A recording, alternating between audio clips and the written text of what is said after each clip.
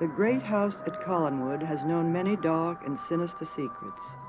Now it is the scene of another one, a secret that had its origin in the late 18th century, a secret that has mysteriously transcended time and space to create a threat to the future of two young people. So deep and supernatural is this secret that not even the young man it concerns is aware of it. But there is one who is, a strange woman who recognizes him as someone she knew in the year 1795.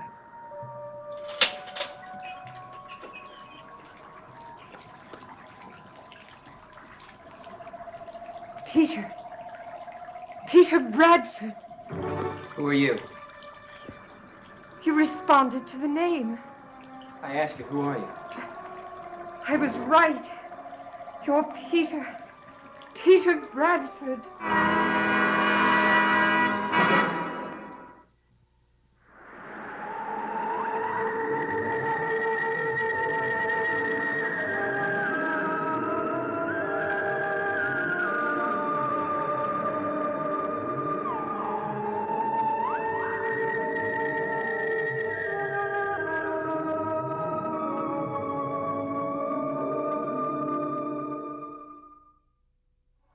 What did you call me? Peter Bradford. Who are you? It doesn't matter. But that isn't my name. Peter Bradford. Yes. Yes, it is. I know you. Even though you're dressed so strangely, everything else about you is the same. I don't know what you're talking about. Oh, I thought we'd never see each other again because you were dead. I watched you die. I don't know who you are. You should. No, I don't. I've never seen you before in my life. You can't pretend you don't know me. I'm not pretending. You must be. This is a joke, isn't it? It's a joke. No, Peter. Look, don't call me that. But it's your name. No, it's not my name. My name's Jeff Clark. Jeff Clark, do you understand? Oh, of course. You don't recognize me because I don't look the same now as I did then. When? Whenever it was, we knew each other. You see, we've both lived before, only you've come back looking the same, and I've come back looking different. What are you doing in Collinwood? Why are you here? I don't know. I can't remember anything except you. Get out of here. Get out of here and don't come back. I can't do that, Peter. Now that I've found you again. No. Stop it. Stop it. Look, if you don't believe me, why are you getting so upset? Look, I'm not. Yes, you are. You are upset, and you're frightened. You have nothing to be afraid of, Peter. Look, will you please get it through your head? You just made a mistake. You've got the wrong name. You made a mistake. Perhaps there could be two people in the world who look exactly the same. No. You won't convince me that I'm wrong. I don't know how I know who you are. I don't know why we've been brought together again. My memory's so dim and it was so long ago. But I haven't made a mistake. You are Peter Bradford. My Peter Bradford. And I won't rest until we're together again.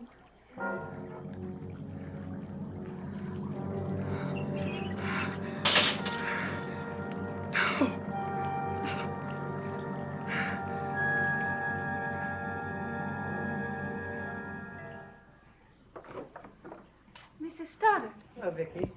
I didn't know you were still up. Well, I'm behind in my correspondence. But I didn't know the doctor would let you out of bed. I spoke to him and he said it was all right for me to attend to routine things. Well, that must mean that you're better. Yes, I am a little. Good, I'm glad. I'm very lucky. Everyone's been so understanding and patient. Well, we all care about what happens to you. I know. You must ask Jeff to come out here soon. I want to thank him for what he did for me the other evening. Well, actually, he's coming here tonight if you want to see him. Tonight? Yes, we're going to a movie. Oh, you and Jeff seeing each other again? Yes. I was going to wait a few days before telling you the news. What news? I'm going to be married. I see. Then you've resolved all your differences and difficulties. Well, people always have their difficulties and differences, but we've decided not to let it stand in the way. We love each other and we want to be together. Are you telling me now because you're planning to leave Collinwood? No, we haven't even set a date yet. Do you think it will be soon? I don't know. There are so many plans to be made. The doctor said that the best thing for me was to keep my mind occupied. Would you like me to help you with your wedding plans? Yes, I would love that.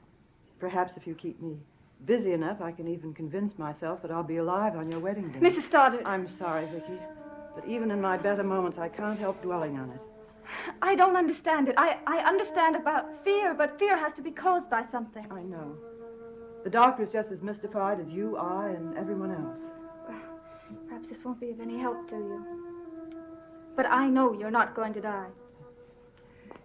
You and the doctor, at least, are in complete agreement. He says I'm in excellent physical condition. And yet, there was the other night, when I collapsed. You all thought I was dead. Oh, I recovered in a little while. But the terrifying thing is that it's going to happen again. And when it does, I may not become conscious quite so quickly. And when I do regain my consciousness, I may find I've been buried alive.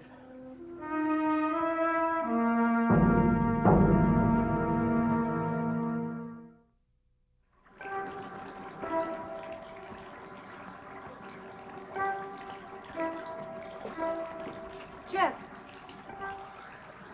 I'm sorry I'm so late. No, it's all right. I was just about to go inside and get you. Well, I wanted you to come inside anyway. What for? Mrs. Stoddard wants to thank you for finding her and bringing her back here. Well, she doesn't have to thank me now. Well, she wants to. Come on. No, look, Vicky, she doesn't have to talk to me right this minute, does she? Well, no, but... I was thinking that we'll be back home from the movie early. I could talk to her then. Why is it easier to do it then than now? I just don't feel like talking to anybody now, except you. What's the matter? Nothing. Why? You're acting the way you did a few weeks ago. Your mind is somewhere else. Just a little tired, that's all. That's what you said then. Well, I'm starting a new job in a couple of days.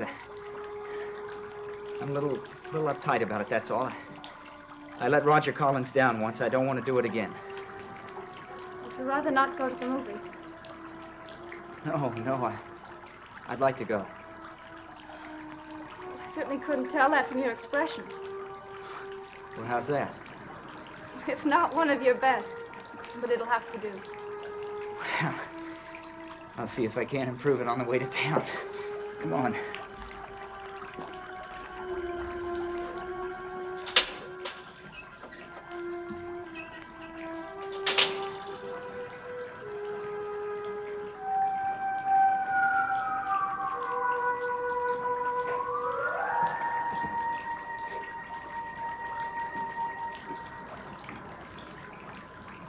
Who are you looking for?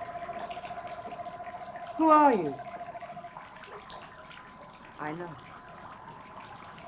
I know who you are. You've come to warn me that I haven't much time left. You're the angel of death.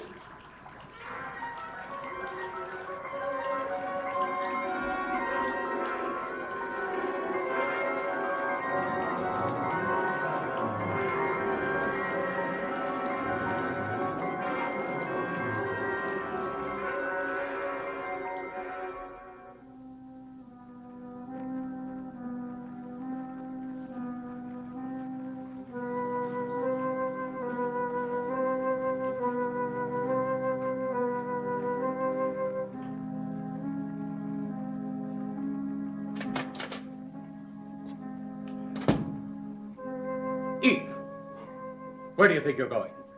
Upstairs to bed. I'm very tired. Come in here. Nicholas. I said come in here.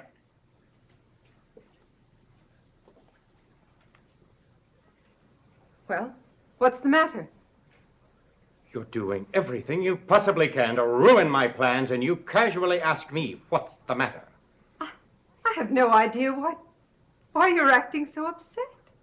I am upset because of what happened tonight at Collinwood, and you know it. Nothing happened at Collinwood. Don't try to lie to me. Adam told me about the fight you had with Carolyn. Oh, poor Adam. The minute something doesn't go his way, he comes running to show his broken heart to Papa Nicholas.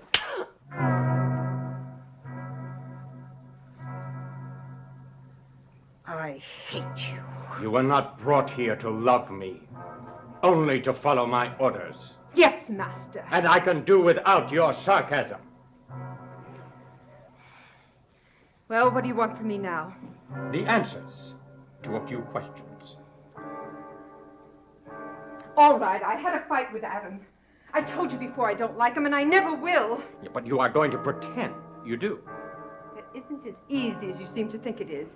He is impossible. He's like a spoiled child. He can be handled. What I want you to tell me now is, why did you leave the room after you fought with him, and where did you go? I went outside for some air. Well, why didn't you go back inside so he could bring you home?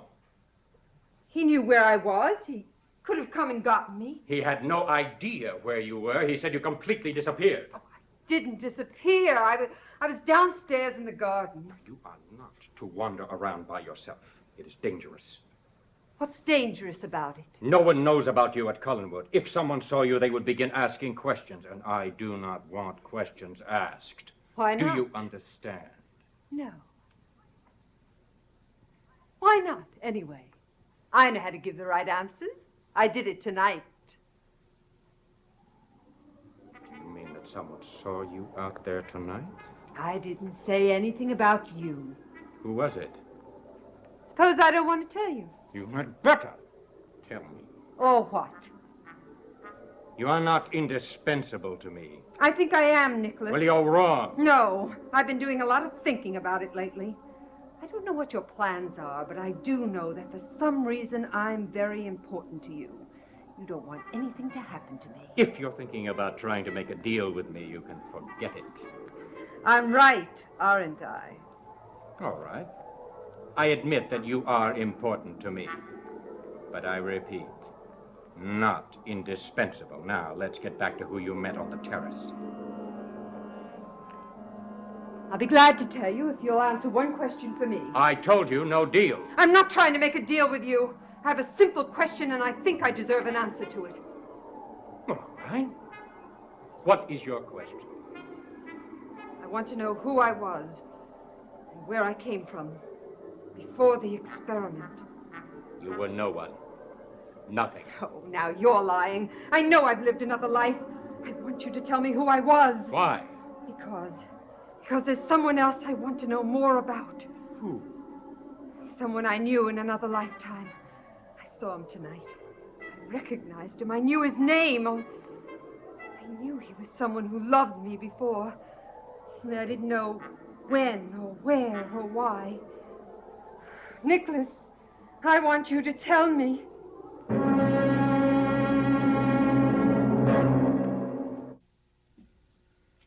Someone you knew in another lifetime.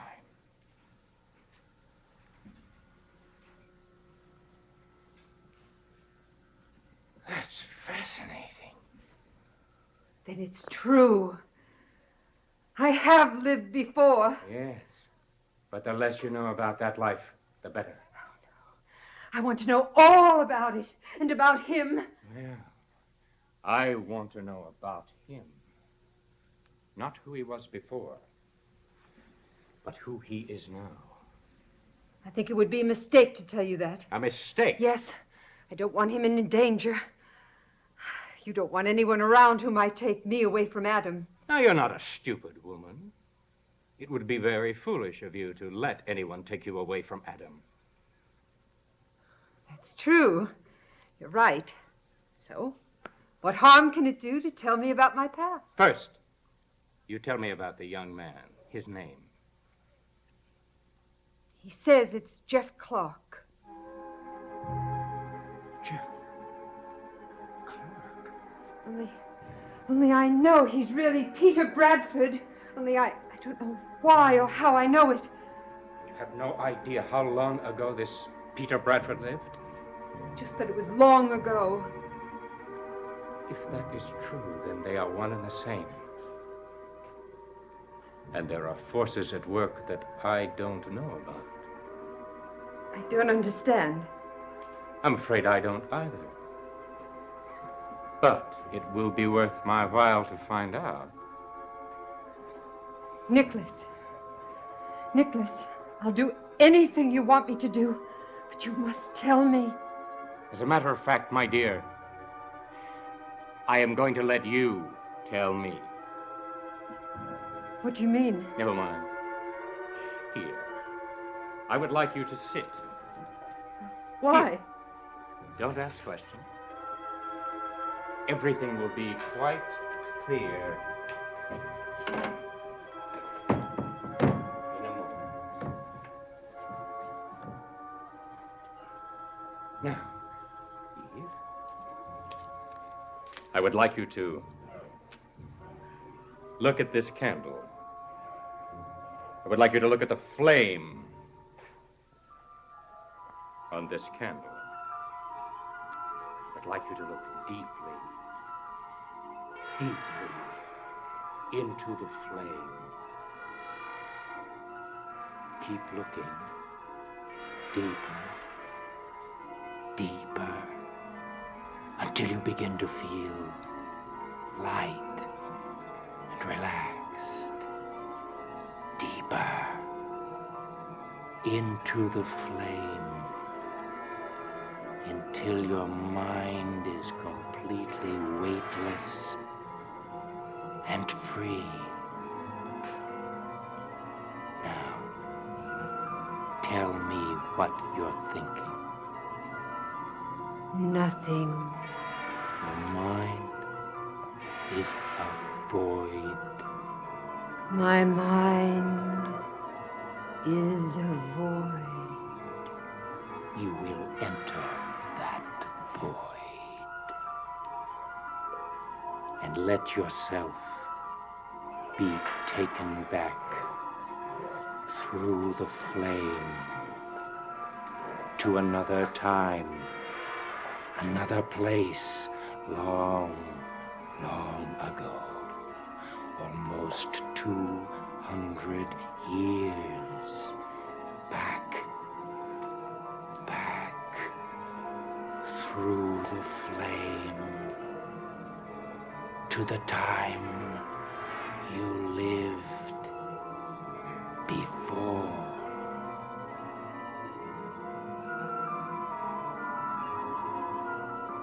Everything is hazy, but I see something. What is it?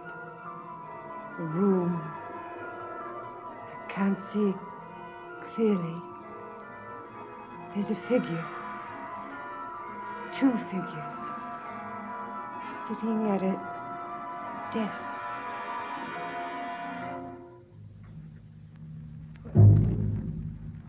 What are you going to do, Peter?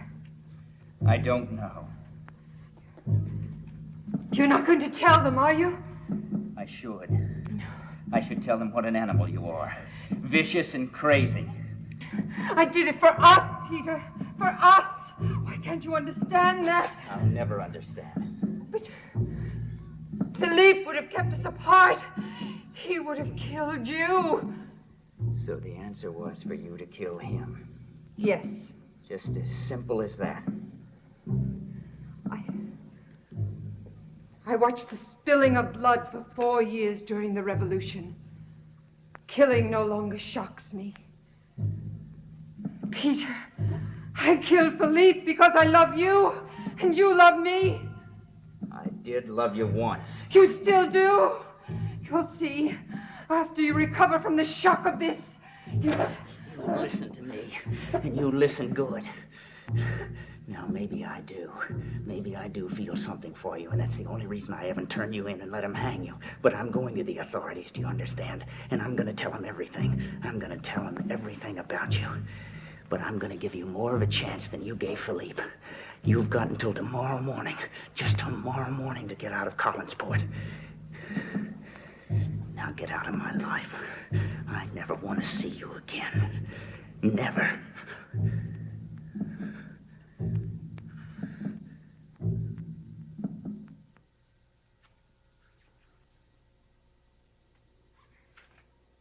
I was right. Nicholas, he is Peter Bradford, and I love him. I love him.